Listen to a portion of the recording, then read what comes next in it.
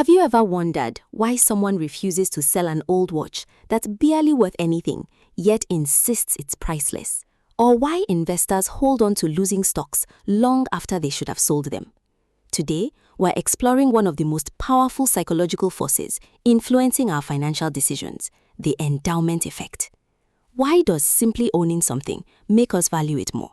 And more importantly, how is this costing people money without them even realizing it?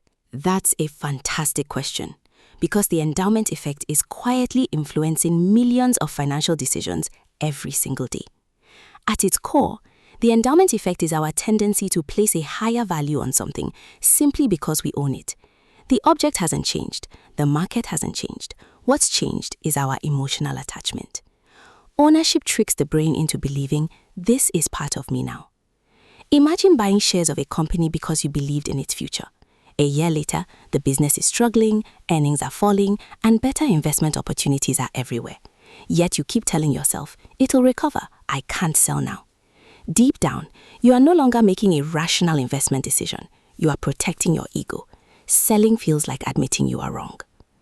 That's the fascinating part about investing psychology. Our brains experience the pain of losing something much more intensely than the pleasure of gaining something of equal value. The endowment effect and loss aversion become close partners, convincing us to defend what we already own instead of objectively asking, would I buy this today at its current price? Think about homeowners who insist their house is worth far more than similar homes in the neighborhood, or collectors who reject generous offers because the item feels irreplaceable. The value isn't just in the object anymore. It's wrapped up in memories, identity, and emotion. Businesses understand this remarkably well. Why do streaming platforms offer free trials? Why do car dealerships encourage test drives? Why can you return a mattress after sleeping on it for weeks? Because once something feels like it's yours, giving it back becomes psychologically uncomfortable. Ownership creates attachment long before money changes hands. The world's best investors train themselves to separate emotion from evidence. Warren Buffett once said that the stock market transfers money from the impatient to the patient, but patient isn't the same as stubbornness. Intelligent investors constantly ask themselves difficult questions. If I didn't already own this investment, would I buy it today? If the answer is no, holding on to it may simply be the endowment effect wearing the disguise of confidence. Here's a simple exercise. The next time you're reluctant to sell an investment, donate an item, or even replace an old phone, pause for a moment. Ask yourself whether you are valuing it because of what it truly offers, or because your brain has quietly attached part of your identity to it.